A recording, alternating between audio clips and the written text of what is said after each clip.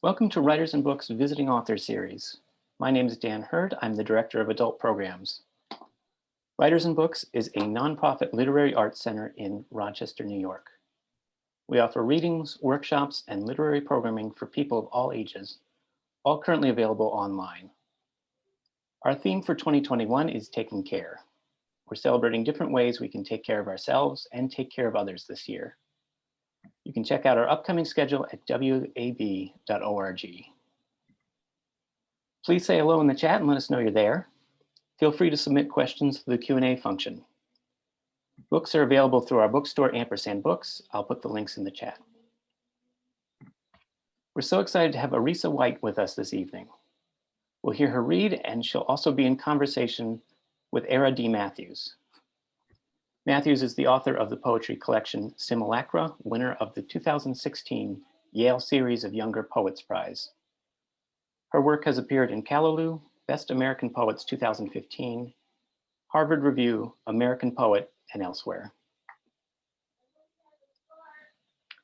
The poet Terence Hayes has said, Arisa White channels the ear of Zora Neale Hurston, the tongue of Tony Cade Bambara, and the eye of Alice Walker in the wondrous Who's Your Daddy? She channels Guyanese proverbs, Shango dreams, games of hide and seek, and memories of an absentee father to shape the spiritual condition. What she gives us are archives, allegories, and wholly new songs. Arisa White is a Cave Canem Fellow and an Assistant Professor of Creative Writing at Colby College. She is the author of 4 books, including the poetry collection You're the Most Beautiful Thing That Happened, and co-author of Biddy Mason Speaks Up, winner of the Maine Literary Book Award for Young People's Literature and the Nautilus Book Award Gold Medal for Middle-Grade Nonfiction. She serves on the board of directors for Foglifter and Nomadic Press. Arisa, thank you for being here. Airea, thank you for being here as well. Pleasure. Thank you so much, Dan. Thank you, Dan. Arisa, shall we get started? Yeah, let's get started. So I had a wonderfully joyous time reading Who's Your Daddy?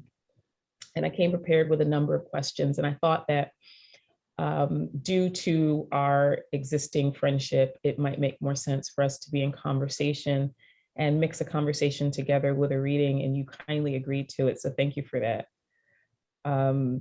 I had to read Who's Your Daddy? And I say I had to because I really wanted to. Who's Your Daddy more than once. I read through it, I threw it 3 times, primarily because it struck me, and I'll get into this a little bit later, but it struck me as an exemplar. It was an example of what can happen when you free yourself both in genre and you free yourself from linearity to some degree in order to tell a story, the memoir. And the book's impressive in both its structure and breadth of memory.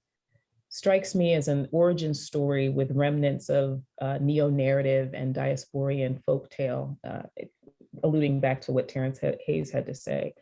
It's truly a mixed genre memoir that navigates the conventions of poetry and prose, but it maintains this laser-like focus on storyline and theme. And as a reader, you become rapt by how the story is told and what the story is telling.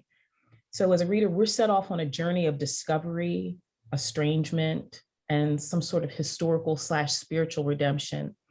And I was wondering if you could start us off by reading a couple of poems. I'm making requests from page 110, An Outlier, and from page 13, My Mother is 19.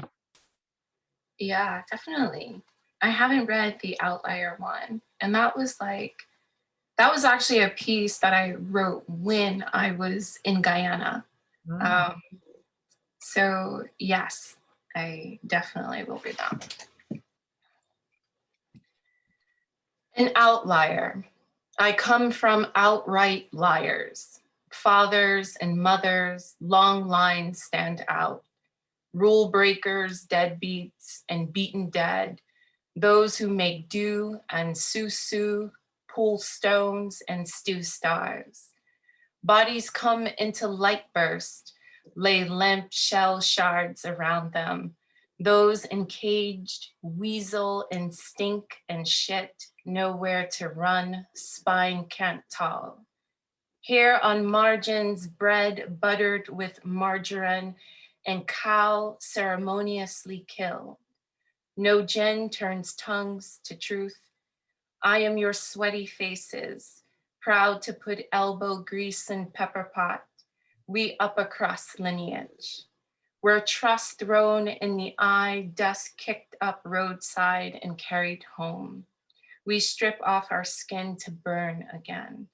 From stolen and drowned hands, we earned that daring to cross. Our phantom parts and foot and mouths, we pastiche applique, moaning to be our own story. And my mother is 19. My mother is 19 when she meets Gerald. Handsome, tall, good, healthy teeth, dressed sharp and debonair, he could steal the room. She felt lucky he chose her. 10 years her senior, and she smiles mostly to herself, remembering him teaching her how to drive. All the places she goes. In his Cadillac down Fulton Street, down Nostrand Ave, without question up and down Atlantic and Pacific, DeKalb on Eastern Parkway through Gates and Myrtle, Bushwick and Halsey, sunsets on J. Down this first day of spring, red lights every 2 minutes when contractions start. The cap ride stretches out before the hospital. I am her second child. She has calm nerves, clear expectations, controlled breath, an easy birth. And what she negotiated with Gerald, a married man, about his role in my care definitely included a one-way street. Wow, thank you so much. Thank you. So when you started to question your roots, your lineage, the way that you handled those poems, it was with a certain fierceness, a fearlessness. Were you afraid though of what you might find? And how does your quest for the truth begin? So this whole quest, started with my mother. So it was the year I turned 33, my Jesus year, and sort of my birthday gift from her was this address that she had gotten for my father in Guyana. So she asked me if I wanted to write him, and I didn't, I was just honestly stumped. I didn't know what I would say, what I would share. And I also, just sort of even emotionally, I wasn't sure where my emotions were, what they were feeling. I knew that there was an expectation for some kind of grief or maybe even anger or disappointment, that was like the expected feelings, but I didn't feel those things. And so to kind of build up my voice and figure out what I would say and how I would say it, I just started writing epistolary poems as a way to find word, as a way to sort of fill that silence and that absence and that distance. So that's how it started. And it started in the epistolary form. And I was just writing these little poems. They were long, sometimes they were haiku-like. At the time I was taking this poetry writing class at Berkeley City College with Sharon Coleman.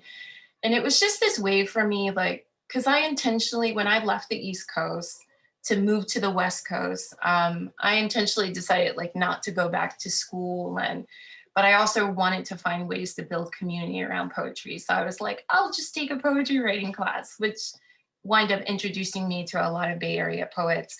But in that class, I learned the form of the haibun, which is kind of this Japanese form that has this prose block, and then it ends with a haiku. And a part of that form is to kind of speak about travel, but to evoke this sense of loss and grief.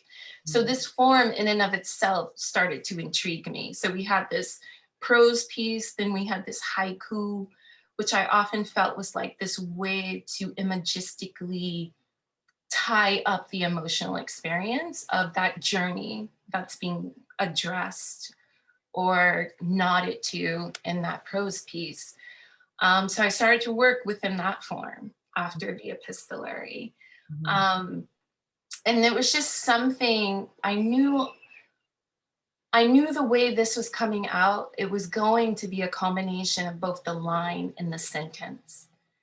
I had to figure out how the sentence was going to operate for me. I knew the power of the line poetically, but I think over the years, especially just with like, you know, teachers telling me I'm not using my punctuation correctly, or, you know, I'm not writing in what is supposed to be, you know, academic language. So I was always fearful of the sentence, like I felt incompetent. But I think along this way, I started to break my own rules and break the rules of standard English, just beginning to experiment, because what I recognized, what I needed to do in order to connect to my father or speak to my father, I had to break out of my own bullshit, my own fears, my own performances of being a good daughter or a good Black woman or a good girlfriend. I had to kind of like break those shells, and in breaking that and sort of seeing myself outside of those roles, I began to kind of articulate myself to my father. Like, this is who I am. You know, I am a lesbian, you know, I have a girlfriend. I'm a poet, don't know, you know, how I'm gonna make my money. You know, it's just like all of these things. What I felt like in this moment, what I got to do with someone I didn't know was that I got to bring all of myself. Right. And I think that's where that force started to like show itself in the voice of the work. Like that sense of self-possession, like I had to possess myself in order to share myself with someone who essentially made me, but wasn't there to nurture me, you know? So I had to show him all my nurturing, you know, in some ways. Right. And one of the things that strikes me about the work is that you are able to maintain your authenticity while still able to show restraint, right? So there's play between the authentic and the restrained, and you have I say you have a tendency. Writers don't want to have a tendency, but you seem to vivify events, right, with a distinct clarity and objectivity while maintaining what I call your characteristic charm. And your style in Who's Your Daddy provides a sense of both like engagement and detachment, which gets back to that kind of authenticity and restraint. So you're dealing with to some degree, you're dealing with a polemic, which I imagine is a hard balance to strike. You remember that, you also like, you deploy memory, but you don't sentimentalize. There's nothing sentimental about the memory necessarily. And I guess it's best for the viewers at home to be able to get an example of how you deftly manage those dualities. Okay. So I was hoping to request 2 more poems. A SWAT team raids our Florida apartment, and 3rd grade ended and summer vacation started 3 days ago. Okay, that's great. You're like picking all the poems I haven't read so far, which is fun. It's like, yay, okay. Hey. Yeah, all right. A SWAT team raids our Florida apartment, and the fact that I remember startles my mother to this day. I am 3. We just moved in and there's no furniture, all bare and white walls. Officers kick in doors, slam open, knock down, tear shit off. An automatic gun points at me, my eyes on that black metal Cheerio. We're commanded not to move, but what move can we not make? Even the stillness we moved ourselves to do. I hold my bowels until officers evacuate our home with all our men in handcuffs. My stepfather Bing is the last one out. I leave my mother and baby brother sitting on the living room floor with Jackie, Vicky, Linda, and their kids. I approach a crater where the bathroom knob hit against the wall, the doors ajar. An officer's footprint stamps in the fear of them coming back, his voice still booming, "Next time we'll take your children away." And I go, "Never mind." 23. Third grade ended and summer vacation started 3 days ago. My oldest brother says I keep saying his name over and over again. I think back on that overcast June morning when the car hits me. I can't remember my voice coming out. My brother says my orange goes up and falls down in slow motion. Briefly, a crystalline thread connects my left eye with the right eye of the driver. We give permission to fear. There is dampened darkness that leads a procession of filmic clips. EMT cuts my aquamarine Jordache stirrups. Neighbors seeing me, that boy from the fourth floor we sometimes played with. The woman from the sixth, always with a headscarf, who looks like the actress Len Thigpen. All of them in states of O. The chill cubic containment of the ambulance. My mother's face blanched with worry, all her color recedes so she can be stoic. Bing, deep umber with tears. Dreadlocks stuffed tall in a knitted cap, he looks Susian. His one winged questions, is she okay? Is she okay? She okay? She okay? Fall like manly snowflakes to muffle beeps, sirens, tires on speed, and all our panic making angels in the snow. Gorgeous. There's a sense of retelling without getting stuck in the retelling, right? So like, what happens when you have to recount traumatic situations? How do you do that without getting stuck there? How do you move the narrative forward from the trauma? I think it's a combination of two things, right? So initially, a lot of this book focused on my like 20s, early 30s, the trip to Guyana, right? And then once I gave the manuscript to my editor, Kate Angus, she was like, extend this, like bring it into childhood. And I was like, nah. Because I already wrote about childhood in my debut collection, Harasna. So it was sort of like, how do I write about these kind of key moments? Because they're the same ones, like that are gonna always be there. The SWAT team in Florida getting hit by a car, right? So it's like, how do I find a different angle in? So I knew I couldn't tell the same story, so I had to angle my vision differently. So that was the challenge. And then too, I think the way that level of detachment has to do with my sense of needing to write from the scar versus the wound. Not even versus, but it's a choice I'm making. So I'm wanting to write from that place of the healing journey, of the body making itself whole again, creating a new text, essentially on the body. And that scar is so much stronger than the original skin, right?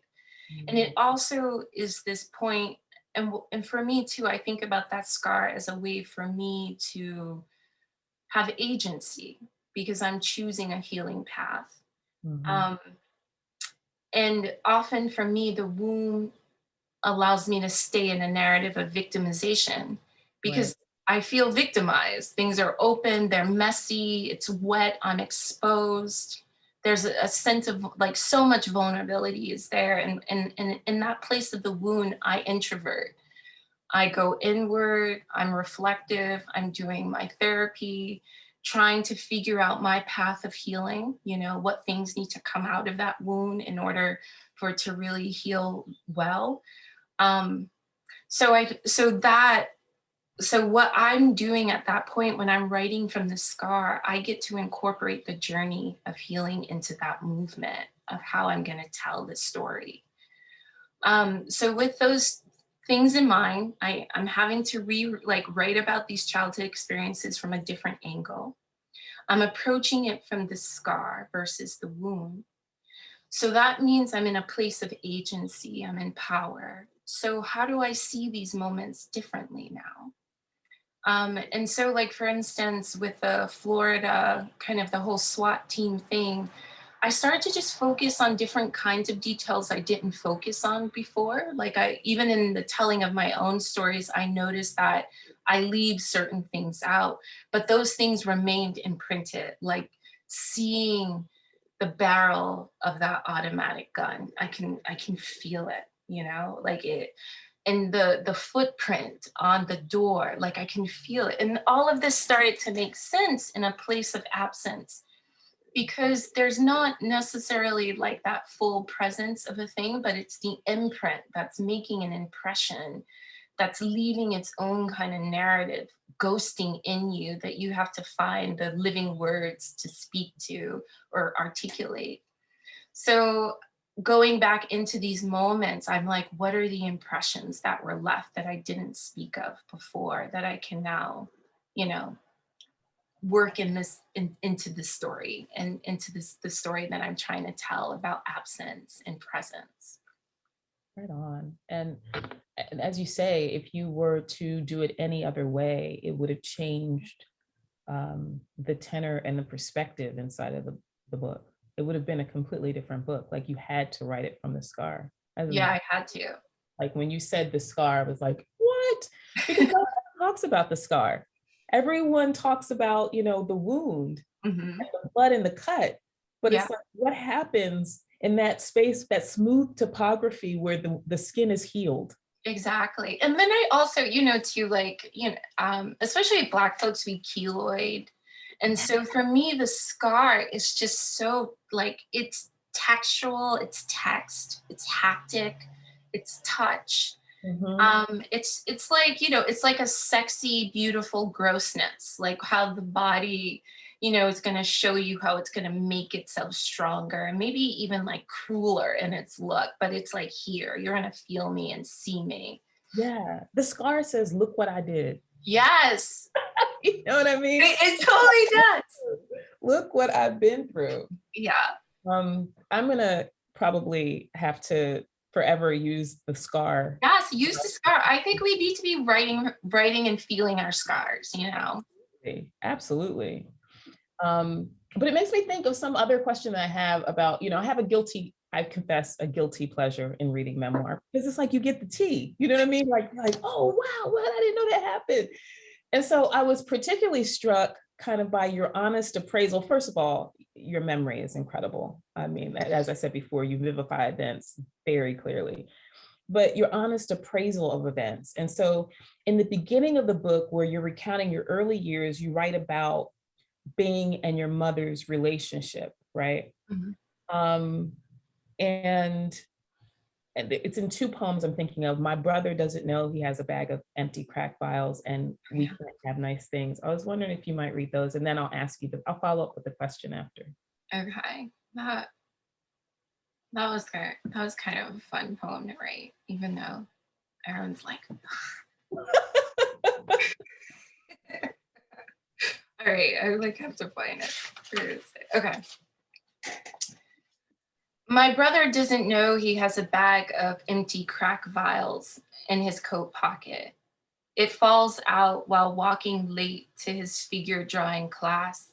He thinks it's a sandwich bag of Swedish fish, candy of the innocent kind.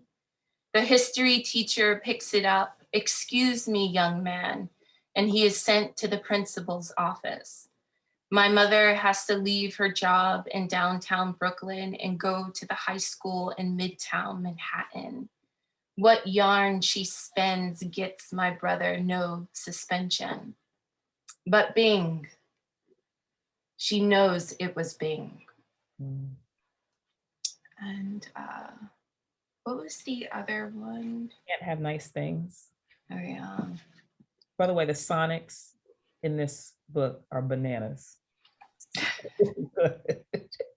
And you know, that was like another element that for me came out. Like for me, the writing process is very much a kind of scoring, because the inspiration is a rhythm inside of me, and then I'm figuring out the words to score it. Yeah. And then coupled with like this way of trying to embrace, you know, Guyanese patois and English Creole as well, like trying to kind of go back into those sonics and those cadences of youth. And then giving myself the permission to, you know, swallow words and bend words and merge the words and, you know, essentially bring father tongue into the book. Right on. We can't have nice things. And somehow we, the children, are to blame. We live mismatched, stuff rarely organized, stuff thrown in plastic bins, large tote bags. The dressers are hand-me-downs handed down. The wood rails, nubs and dust. The bottom of the drawers fell out. The closet doors are off the tracks. There are no hangers to hang things, no shoe racks for all our shoes, no privacy either, since Bing ripped the bedroom door from its hinges to remind us we are spectacle. And it was 5 of us, 1 adult, sometimes 2 and 4 kids, living stylish in a 2-bedroom apartment. I want things to have a place where they can be easily found instead of rummaging through the sock bag to find the match, or in that garbage bag in the back of the closet, or someone is wearing the only belt that goes with my outfit. I start sleeping with my clothes, school uniform, and accessories folded at the end of my bed. I need a clear demarcation between what is mine and what is yours. When my mother tells us we are moving to a larger apartment, 3 bedrooms and a duplex, and my oldest brother decided to live with Granny, I figure more space would mean nice things, but Cornell is moving in with us. When I see my new bedroom, the rainbow wallpaper my mother and him hung up, the center panel is upside down. The rainbow is wrung and breathless. My headboard jangles in my sister's bed. We all know she is prone to bouncing and heavy body, collapses by the 2nd week.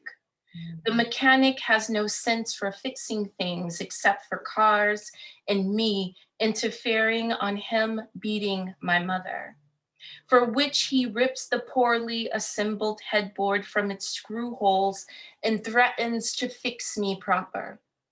My mother stands there exhausted and my vulnerability is confirmed. I pay a fee to the male for my passage through this doorway.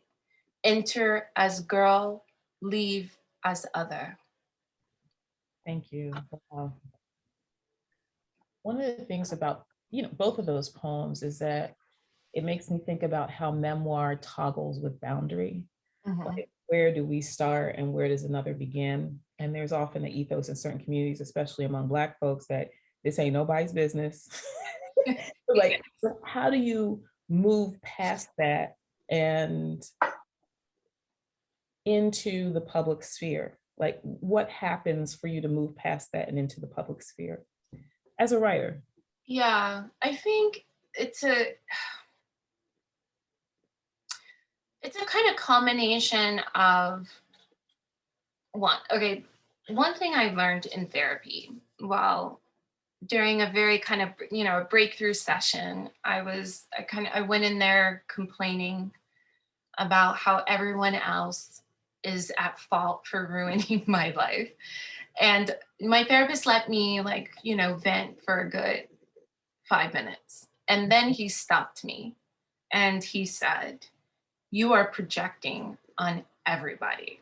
And I Wow. feel like I'm projecting on everybody. How am I projecting on everybody? Like, you know, I just got a little bit on that. But then, you know, in that moment of listening to him reflect back on what I was doing, I said to myself, he's like, this projection is not good for your intimate dynamics, for your relationships. Like, it's not going to help anybody. I was like, you're right. And I'm like, but what is it good for?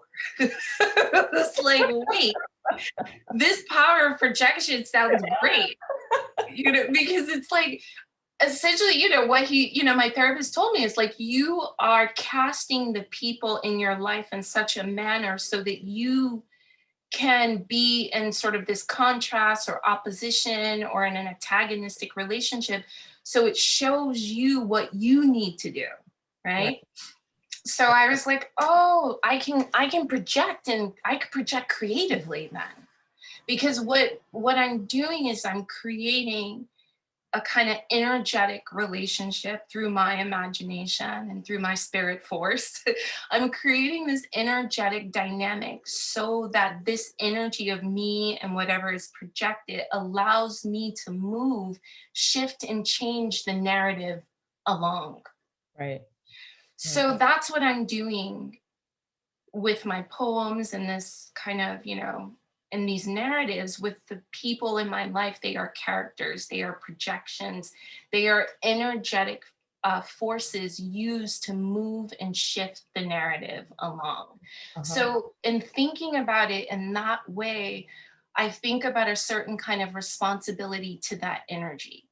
So I'm going to take this moment, these series of actions, this event that occur, it gives me a kind of energy. It also allows a space of reflection, which I think, you know, is energy too. So how am I using this energy for the benefit of the narrative, right? And how is that narrative then going to help shift all of us, the reader, me as the creator, my family members whose like energetic characters show up in this work? How is that helping move us along? So I feel a responsibility to use that energy wisely. And so that has helped me sort of kind of, and it's not even a distance. I wouldn't even say it's a distance. It's a different kind of relationship. Because now I'm, you know, what I'm wanting is to like take our collective ways of being, our own experiences that generated a kind of force, and use it for the benefit of moving us all along, helping shift us out of the places where we're stuck and we are consistently projecting on other people in the hopes that they will change our stories, when really it's us that need to do the work. It's some of it like coming face to face with the self and recognizing the patterns of the self too. And we begin to enter into, as we enter into the second section of the book, we see that happening. We see a speaker, you, who's trying to establish an adult sense of self from very fragmented memories of an absentee biological father. And what you encounter though are the ways in which was interesting, you encounter the ways in which you reflect him, right? His specter looms large in your life, and it seems to find you melding or becoming the father you didn't know. And I was hoping you might read I'm Not Sorry for My One-Way Streets. Yeah. You have read this one if I hadn't asked. I like reading that one. And it was like, that was sort of because that was like a breakthrough for me too. That kind of poem. Something about the form itself just released me from something. I think I was also slightly like irritated while I was writing this one. Oh, interesting. Yes, because this section of the book was the hardest for me. It had the most revisions. Confront yourself in this book in a way in which, you know, confronting the absence and the presence of the specter in your life and how it's affecting your own behaviors. Exactly. Yeah. It's just, So, okay. I'm not sorry for my one-way streets. My way or the highway, manly waters incompatible with my sex. Swear by my cocksure shine, don't believe one person can give you all that you need. Polyamory is the way to burnish. I'm not your daddy, will not top you to stay. You are your own bottom. I work at pleasing me because I can't please you. And that's why I do what I do. I'm not trying to be in love. I'm searching for a new preposition. Discerning and cautious about who gets close to me, my trust is earned. Love is a verb and a space and not asking me where I'm going all of the time. I panic at the knowledge of my own real existence. My attachments are to memories, light bulbs, cardstock, dreams, immaterial drops of golden sun. Let's remain under the spell of objectification. Once the chase is done, I eat the sweet thing. Unconditional love is a boat that has sailed. Conditions now apply. From home to globe, I know the extremes of people. My hate is a soluble line. I take all sides, shape shift, my moods and language mutable, too slippery for words and evaluation. I'm used to being unaffected and misrepresented. I live short and fine as the doll most nestled. My bathwater is nobody's business, my complaints squeakless. I burp and goddamn, Gerald is noisome and stinky. What was it like for you to confront the fact that you resemble what you didn't know? That was hard. It's frustrating, you know? I mean, it also revealed to me the ways in which I very much like to be in control of my character, you know? And it's like, there are elements that that I can't control, and how to let that go and how to embrace it. But it was also, it's like, because a thing like that means that I need someone else to see it. And I think, and something about that just really puts me in a state of anxiety, that sense of having to rely on another or others to be witness to what you can't see. Mm-hmm. And in some ways they're helping you navigate like your shadow in this dark place. Like there's a different kind of vision. Mm-hmm. I needed to grow and accept and learn and access. And that was that the only way for me to fully see myself clearly is to be in deeper relationship with people. Right on. And that's scary when you've been abandoned. That's hugely scary. Yeah. Because it's at that point that you realize that's where the scar develops. Yes. Where it has to develop. At that point, you're just dealing with wound. But when you get to the point where you're like, oh, this is what I have to do to be whole. Mm-hmm. You know, that's so true. And then it's also too, like in saying that, it's with the scar, there's a communal aspect to it too, because you have to have those difficult conversations with people, you know, even if it's just a little bit at a time. But the same way that it takes a village to raise a child, it takes a village to kill a child, it takes a village to heal a child as well. Right. And we are those children. Right. That's exactly right. We are the children inside of us that can heal ourselves, to be clear, right? So I know for the sake of time, we're running close to time, but I hope you'll suffer with me for a couple more questions. Suffer. Okay, great. So I wanted to move into the third section of the book, and I noticed that the third section is in two parts. What sparked that? Wait, what do you mean it's in two parts? So there's part 3. Uh-huh. And there's part 3 again. You see really? That? Oh my God, it's like, wait, what are you saying? Wait. I'm like, is there a typo in your book? 89. 89. And oh, that's a number 4. Oh, it's not on my copy. That is not good. But you know what? I got. I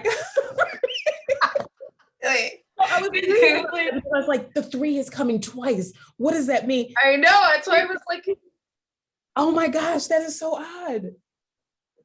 So a boat which has gone to the waterfall cannot return is 4 in yours. Maybe I got an early version. Okay, I hope so. Okay. So I was trying to place value on that for the longest time. I was like, okay, what's going on here with the yeah, I can see why you would. I would too. I'd be like, oh, 3 is twice. Right. So there's something happening. There's some doubling down. So I was trying to make it more than it was. Okay, great. Question answered. Let's get to the trip to Guyana.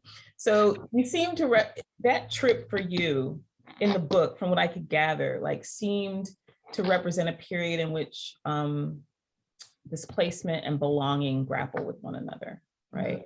Like just as throughout the book, there's this undercurrent of hidden resentment and forgiveness tangoing with one another. Like it's there. It's like the desire to want to forgive is there, but also the resentment is still there. Mm-hmm. But in the poem DIFG, HDIFG, I love that title, by the way, you introduce another question, right? And the question is, like, what is the relationship between the body and the poem? So the physical body, like not just the body of emotions, but the body and the poem. And I was hoping you might not mind reading that poem and taking us through how that query came to you, because it's very clear in the poem that it's there. Okay. All right. DIFGHDIFG.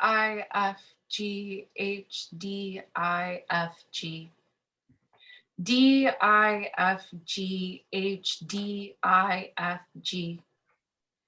Do I forgive him? Do I forgive? What if the question, what is forgiveness, is my own need to solicit an apology? To put a mouth and throat and all the systems that make a body talk onto something I cannot touch, so it can give me sound that bounces off my contours, that let me know I'm here, a living beat. What if forgiveness is a matter of breaking up syllables, then arranging the word with a whole new set of feet?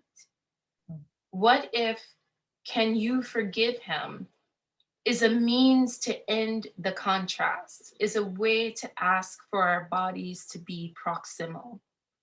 In that asking, I'm proposing that a knowledgeable skill exists, that maybe all the tools we need become real through use. What if this protected reality I made with imagination is let go, and with the release, I've accepted wildness? The proverb says that it's better to have one bird in hand instead of 2 in the bush. The release will leave me birdless.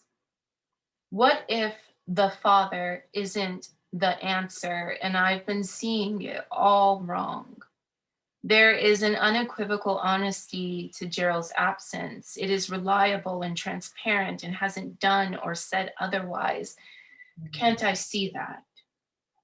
What I know is that absence breeds madness, and irreconcilable relationship you know is there, but can't call it by its name, can't leave it because it's a tree with its root collar breathing around your neck.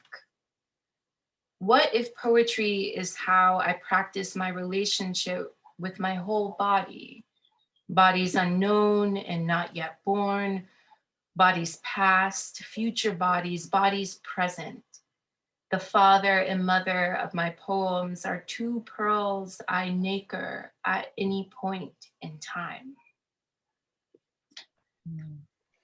So this like, the way this one came about was, I was challenging myself to actually write about poetry. Like, there's this way, like I said earlier, there are these ways I was breaking my own rules. And one of the rules was like, I don't like referring to a poem in a poem. Or, you know, So I was doing that. I was breaking a rule there for myself to really reflect on poetry as actually this act of, like, really thinking about poetry as a body and not as a genre or an art form, but it's a it's a machine or technology for body making. And it has its feet, and that became important to me because that's one of the kind of body characteristics that I share in common with my father, and the way in which my mother would see my father in me. She would say, you have his feet, you have his hands. And then all of a sudden these things were, they almost felt detached, but they also felt like, like in Kindred and with Octavia Butler, where parts of herself gets trapped in different time periods. That's what it felt like these parts, these hands, these feet were operating in a different parallel dimension or a temporal landscape that felt closer to something that was father. So this just became this way for me to be in a kind of philosophical mind, to kind of begin to bring response to some of my questions around forgiveness. And then also starting with the DIFG and playing with the alphabet in the way, because that happens in the earlier part of the book. So that comes back again as a kind of fragmented or reordered primer and alphabet for me to make sound and incantation with. So there I'm making another kind of arrangement, a whole nother body, a whole nother set of feet, a whole other metrics and measuring of my own way of speaking self in the world. And then it was also, yeah, and I think it was just this point in the book where I wanted to give an answer. Like here we have this question of who's your daddy just floating all over and through the book. And so this was almost like a moment for me to give answer to that in a slant way as well. But in the end, what was really kind of beautiful about the journey of that poem was that I felt like being a poet was my spirit work. Like it was,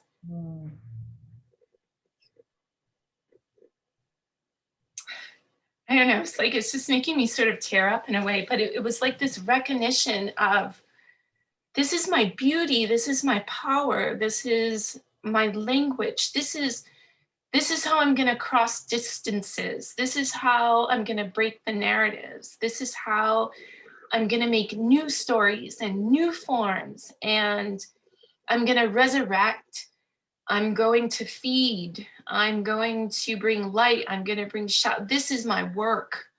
And so it was just this moment in the book where it was like, all of those times when I sort of doubted why I chose this particular path, it became clear that this path is going to connect me to all these absences, and it's going to help me find response and answer to all of these questions intergenerationally, locked in the blood, in silence, in quiet, in denial, and in erasure.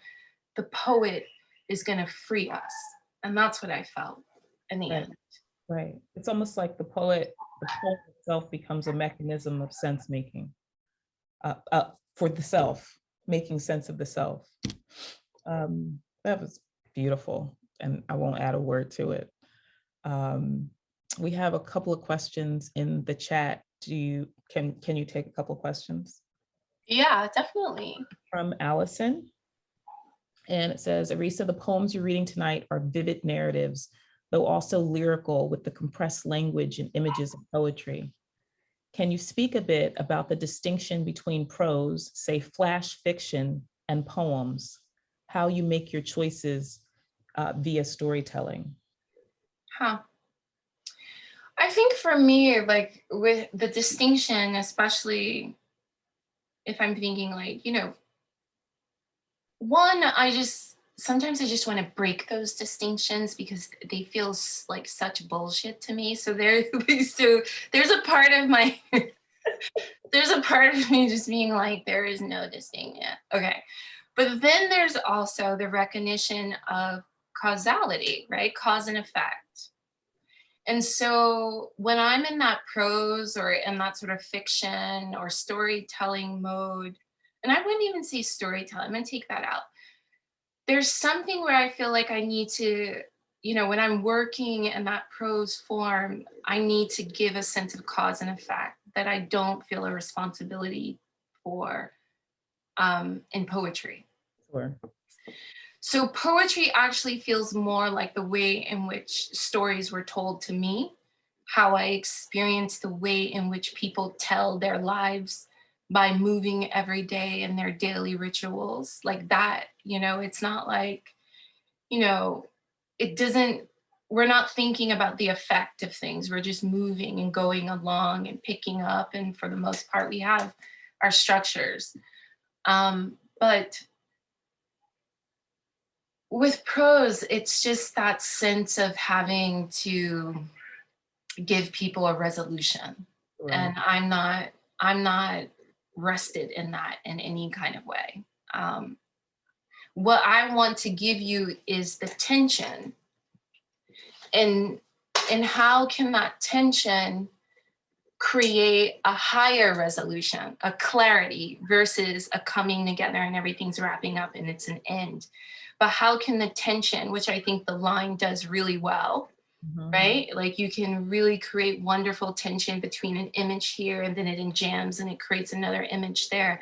So how can I create tension so that we can see more clearly? And not necessarily seeking out how can we resolve the thing that we don't necessarily want to pay attention to anymore.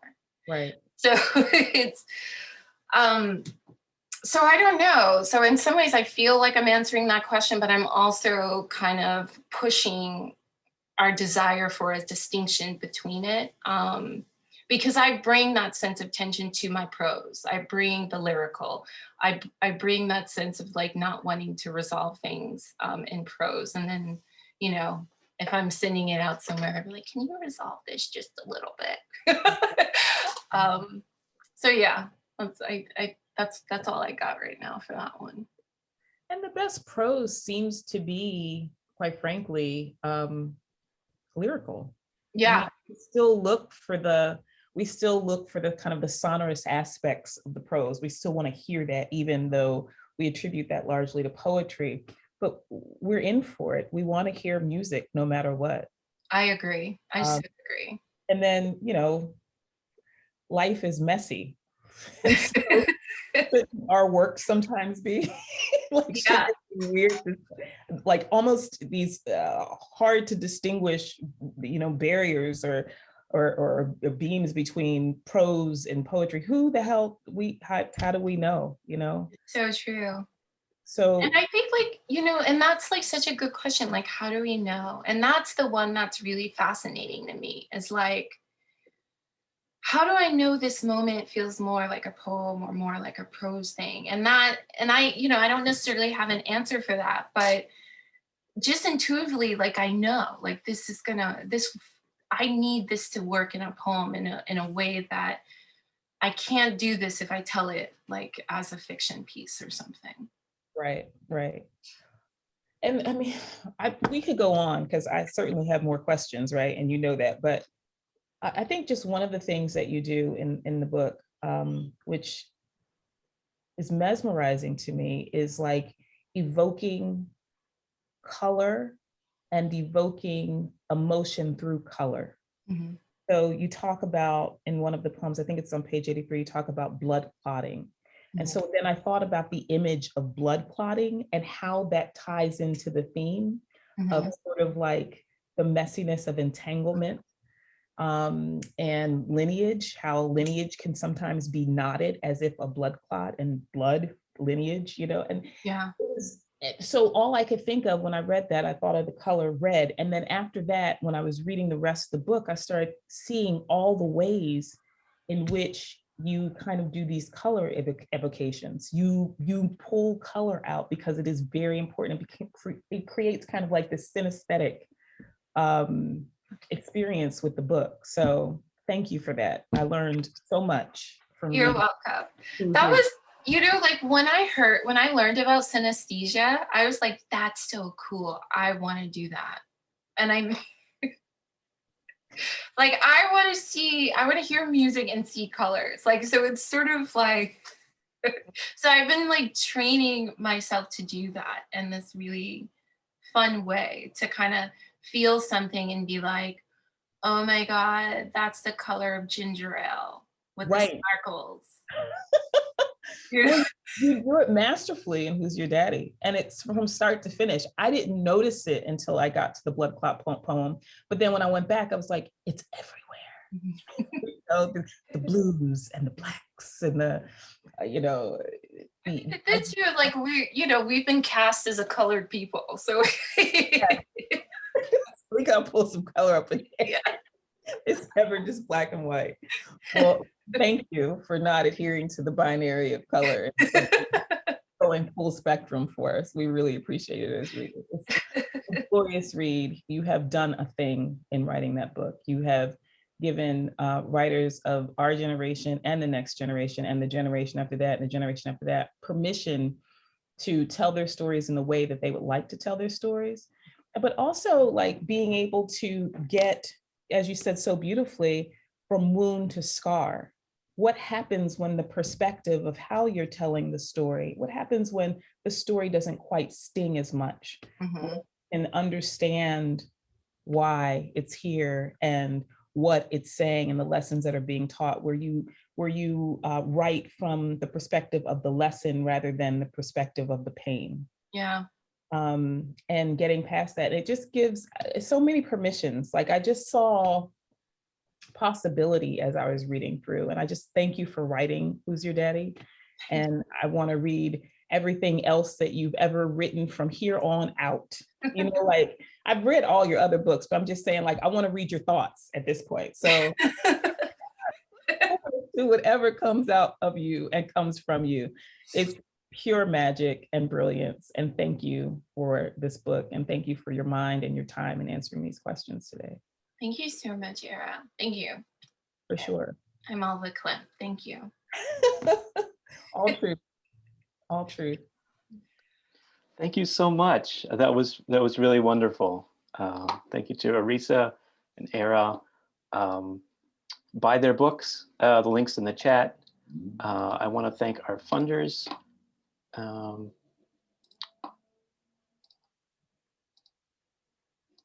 Thank you to our funders. I want to thank everyone for coming. You can catch up with videos of our past readings, including this one, at our website, wab.org. I want to thank everyone for coming and have a great evening. Thank you, everyone.